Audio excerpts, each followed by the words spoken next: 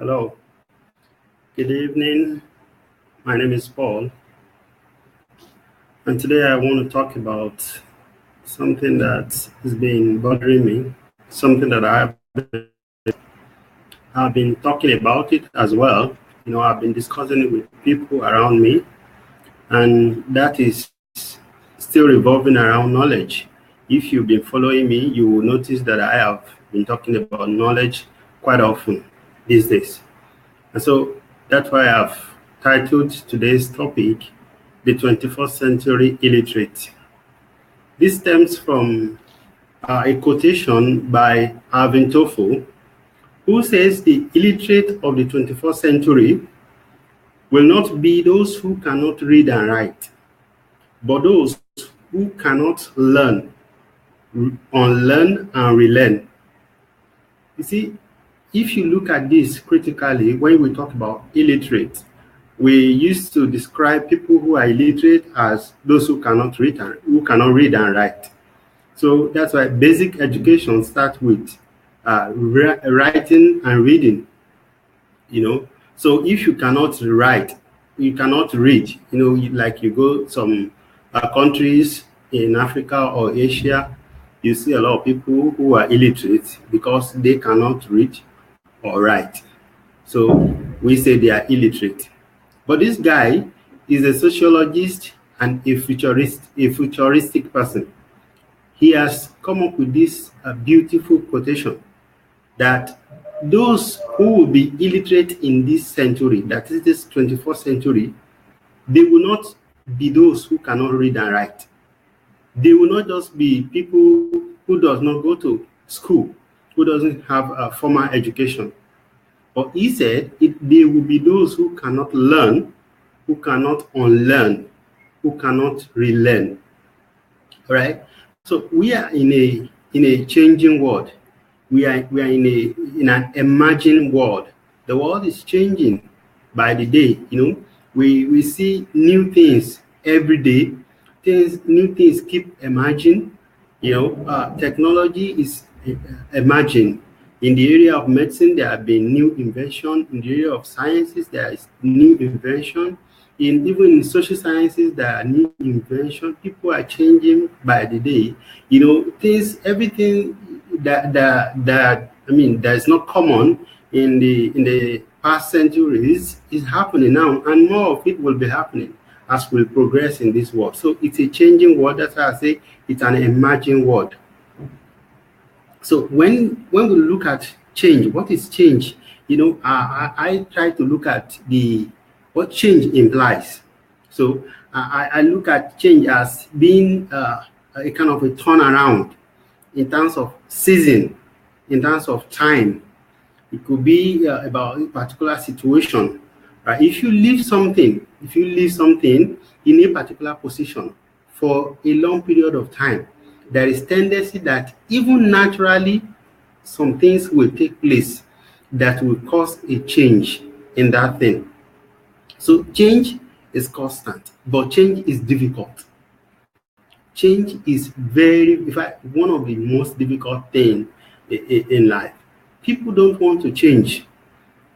We don't want to change. It is difficult for any of us to change, right? So we kind of want to continue. In fact, somebody said, a psychologist once said that our brain is being wired to get used to things, what we've been doing. So we want to, our brain wants, because our brain is positioned for security. It is designed to save us, to try to protect us, and so change is something that exposes you to a kind of risk.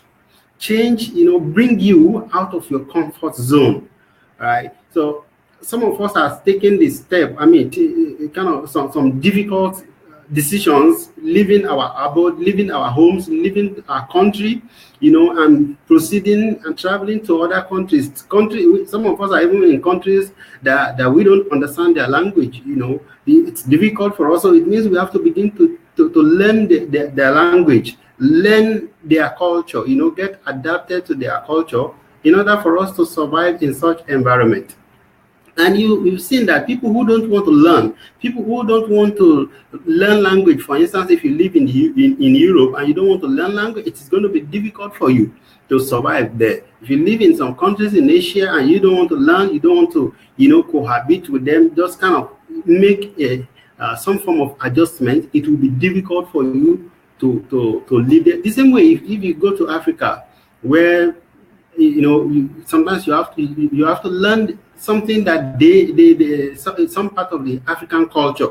Maybe there are countries where English is the main language in Africa. Yeah, like in Nigeria, English is our official language, but people speak all manners of languages. So, and the culture also different depending on where you go. Food is different. I'm in Asia right now. The food that I have been eating here now is not easy for me, but I'm trying. Just to survive. So I look at change. I look it up, and I say it says making something different from what it used to be. Change is making something different from what it used to be. To change it's like to change the course of time, to change history, to bring about a change in history. All right. So things have been changing from time to time. If you look at history, that's why history is very important. I was talking to a friend yesterday, and I was telling her that history is very, very important. In fact, those of us who are spiritual, I don't want to say religious, those of us who are spiritual, you see that the fact that there is history that has been documented has helped us to learn some of the things that people learned centuries ago. All right. So, and we are able to actually make some changes, make some amendment in our life. So that's why I say change could be in the course of history. So change might be in terms of opinion. Change can be in form of transformation, or to convert from something from old to new. All right, that's change. All right, it could be to mature. I love that. It could be to mature. Change could be to mature. It could be to grow or to outgrow something. You can outgrow some habits, for instance. You can we like I used to be a youth. I'm still a youth. I used to be a child. All right. So, and gradually I have grown. All right. I have grown. So those who are children now, who are in childhood age now, for instance, they are going to soon become teenagers. From teenagers, they'll go into adulthood. In sociology, we say early adulthood and late adulthood, or middle adulthood. So, and before you know it, we go into old age. So change is difficult, but it is constant. So whether you like it or not, things around you will change. But I find that in most cases, us as a human being, we don't want to change. We don't like change. We like to be secure, and like I said earlier, that our brain, it's not our fault. Our brain is wired like that, to just stay in a place, a place of security, just don't want to expose yourself to things that might harm you. Our brain is wired like that. But the truth is that if we don't get out of our comfort zone, we will be in trouble. We will be in trouble, right? And again, I was talking to somebody, I think last week, and I was discussing the difference in terms of development between some of the African countries and some Asian countries and the West. And it's like they are ahead of us like 100 years. It's like America, for instance, and some other developed countries. When you compare them with some African countries or some Asian countries, they are like 100 or 150 years ahead of us. So I asked myself, where were we, where these people were developing themselves, when they were developing their country, when they were developing their society? Where were we? All right, where were we? Where did we go? We just like, and the thing is that we refuse to change. We refuse to make amendment in our life.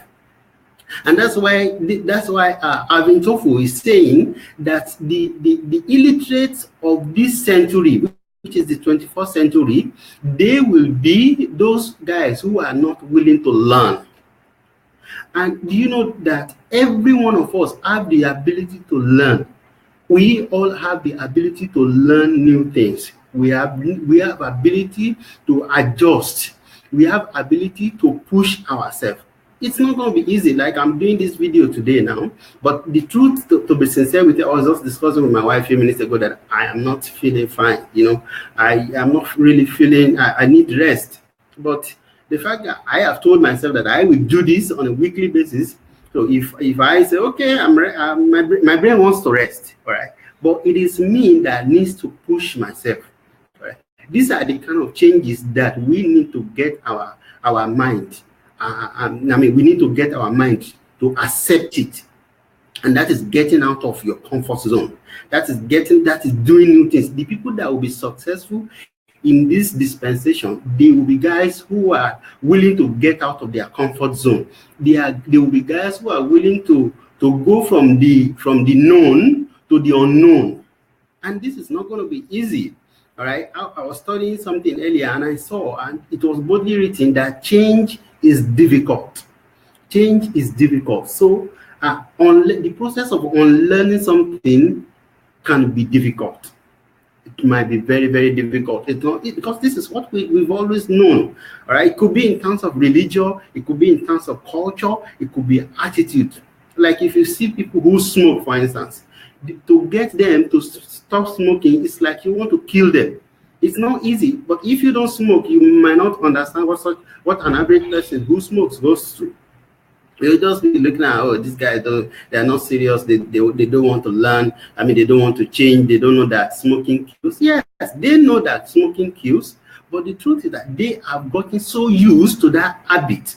They have gotten so used to smoking that it's as if you want to kill them if you want them to stop smoking suddenly. Even they themselves, they know that there are medical doctors who smokes, who are addicted to smoking, and not because they want to die. It's not because they want to kill themselves. I'm not giving reasons for people who smoke, but I'm saying that change is a difficult thing. Change is a difficult thing. But as a matter of survival, we need to unlearn this attitude. That's what this guy, Alvin Tofu, is trying to point out in this quotation. And I will repeat the quotation again. He said, the illiterate of the 21st century will not be those who cannot read or write, or read and write. He said, but those who cannot learn, unlearn, and relearn. So if you find out that it's difficult for you to relearn, to unlearn some things, and if it is difficult for you to unlearn old habits, for instance, good or bad attitudes, it will also be difficult for you to replace them with new ones, because for you to learn new things, there are a lot of old things that you need to learn. That you need to unlearn.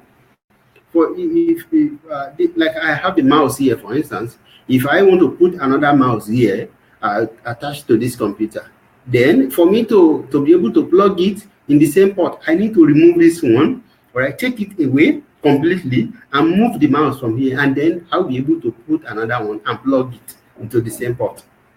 The same way it is that the process of learning new things requires to unlearn old things. That's I hope that is clear. So I said, to explore new opportunities, we need to learn. In order for us to be able to explore new opportunities, there is the need to unlearn the old things that we have, gathered. Earlier this evening, I had to, remove some of the data from my phone, like picture, videos, and all, because it was beginning to slow down. My WhatsApp was crashing from time to time, and I said, oh, I need to delete some of these things. So the process of deleting these things is what is referred to as unlearning. So I am removing these things from my memory, from the memory of my phone. So if you have learned some bad attitudes, You have learned some things that you know that these things will not let you go to your promised land, that these things will probably ruin your life. You need to make effort to unlearn them so that you can avail yourself the opportunities or new opportunities that exist. So I wrote down some of the things that I find out on the internet about unlearning. This is especially I think I got this one from Weber. He described learning or unlearning, I mean, as to put off something, to put off one's knowledge or memory.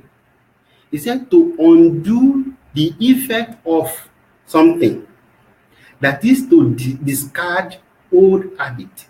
That is unlearning. All right. Another thing is, he said to discard something learned, especially bad habit. This is just kind of almost the same thing. That's what it means. Unlearning rigid rules from, for instance, as parents. You know, I for some time now, I've been talking about the parenting style of some parents, that they have adopted this parenting style of their parents. And some of these parenting style of their parents, which they have now adopted, they complained about it when they are children. When they were being trained by their own parents, they complained about those parenting style. But unfortunately, they themselves now, as parents, have now adopted the same parenting style that their parents used, that they rebelled and complained about. There are teachers right now who are using the same teaching methods adopted by their teachers, which they complained about, which they rebelled against. But that's the same thing that they are using now. All right? So there is the need to unlearn those principles, those rigid principles or rules or attitude. There is a need to remove them. All right? This is very, very important. Now, I said our existing knowledge is one great hindrance to the future of learning or knowledge. Some of us who are solely dependent on the things or knowledge or information that we gathered so many years ago, and because of that, we are unwilling to learn new things. This is going to serve as hindrance to our ability to absorb or to learn new things. And I have written some examples down. I'm going to tell you some of these practical examples of things that I have had to unlearn, in order for me to learn new things. We are unable to easily unlearn old knowledge or habit in the presence of new knowledge or information.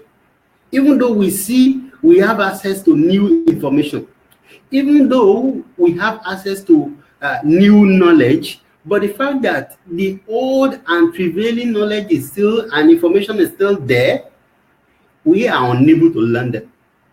So sometimes we rebel and say, no, they are telling lies. This cannot be true. This cannot be so. I posted something on Facebook about 2 or 3 hours ago. And this was something that my mentor told me many years ago. He said, tithe and offering is not enough to make anybody financially successful. So I didn't get it. I just doubted him, because everybody preached that for you to be successful, you have to give, you have to pay tithe, you have to pay offering, and that's what I believed. So, but recently, when I am beginning to see that, okay, after these many years that I've believed in these things, and I have not seen a reasonable impact or reasonable difference, so I began to now search for more information, and then I got hold of other information, and then I unlearned that one deliberately. So I unlearned that which I had learned before, which is the fact that all that I need to be successful, to be rich, all right, was to pay my tithe and offering diligently. So now I know that I need to unlearn that in order for me to absorb new information that can better me, that can profit me. All right. So this is what this guy is talking about. So new people that will be successful in this generation, they will be guys who are ready to transfer or transform themselves in terms of what they believe, in terms of old knowledge. And you know there are free resources out there, free resources, hundreds and in fact millions of free resources are available on the internet, which you can take advantage of. But the thing is that the reason why you are not taking advantage of them is your unwillingness to unlearn those old things, old information that you have gathered. Your unwillingness to unlearn those things is a major barrier. And that's why you may not be a partaker in the blessing of this new age, because you are unwilling to enter into this newness. You're unwilling to unlearn, and you are an illiterate. You'll be an educated illiterate. You may have a first degree, second degree, third degree. You can even be a PhD holder. And personally, I have seen people who have up to 2-3 degrees, and when they open their mouth to talk, I can almost decode to say, this is an illiterate. So this is what this guy is talking about. It's not talking about our grandparents or our or somebody in the village or somebody in the somewhere who cannot read or write. So he's saying that the illiterate of this 21st century, they are people who cannot discern. They are people who are not future conscious. They are people who does not know how this world currently functions. So, I tell you another thing. This is especially if you are a believer. This probably will shock you the way it shocked me. It shocked me some years ago. Somebody said that as a Christian, that the Bible is not enough. It's not the only book that you will need to learn, even to be a good Christian. And I rebelled against that. This is Antichrist. This is nonsense that this person is saying from his mouth. But do you know that currently I believe in what that person said now? But then I thought that guy doesn't know what he's saying, that he's an antichrist, or he's not a believer. But the truth remains that there are things that we need in this present world now that are not there in the Bible. They are not there in the Bible. Talk about marriage. Talk about relationship. Talk about money. All right. For some years, I was praying, Lord, give me money. Lord, give me money. That I will pray and fast that God will give me money. But now I know differently. So there is the need to unlearn this old mentality so as to be able to replace them with new knowledge. And that's what makes you educated in this century that we are. There have been stories of people who have never gone to school. There have been stories of people who dropped out of school who are now successful. They are successful business owners. They are successful in every walks or in whatever sphere of influence they are. So, and I've been told is saying that the illiterate of 21st century will not be those guys who go to school. So if you have gone to school, if you are going to acquire university education or formal education, and you have not gone to the level of self-development, you probably still will be an illiterate in this century. Well, sorry, you may not like that, but that is the truth, that you will be an illiterate if you have not begun to study self-development in terms of finances, in terms of development in career, even in terms of marriage and all of that. I was listening to one of the pastors in Nigeria who a question was placed before him. You know, this was one of these old pastors, and the lady was asking questions. He said, Pastor, you said that during courtship, that we have no right to go to the house of the bro that we want to marry.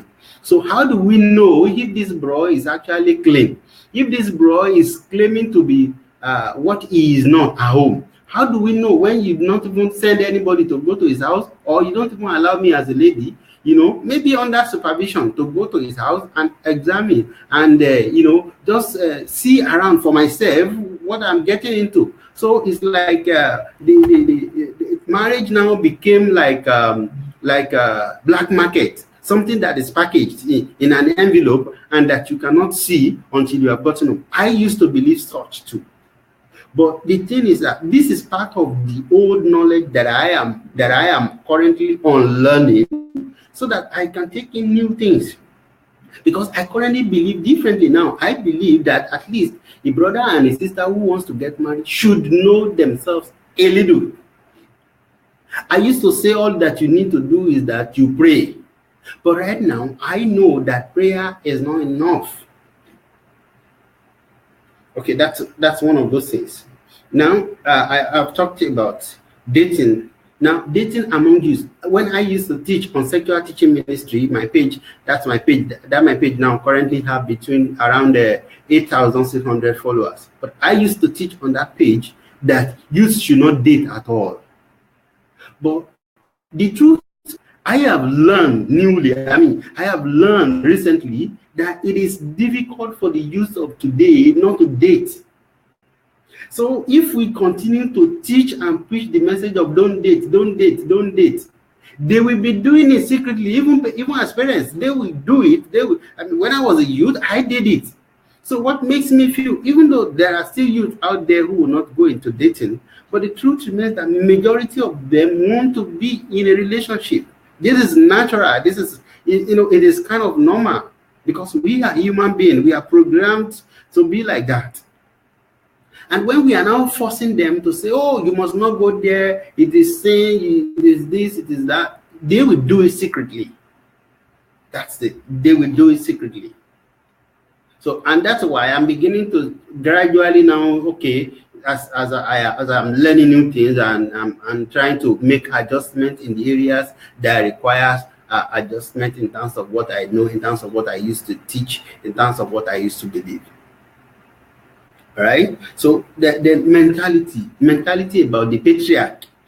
I used to believe that that because I've never seen my dad helping my mom doing her household chores. So I do believe that, okay, the husband as the head of the family is to bring the money for food, and then the woman is to go and cook. The woman is to take care of the house, clean the house, take care of the kids, make sure that the home is tidy and all of that. But I believe differently now, and this is because of new information that is available to me.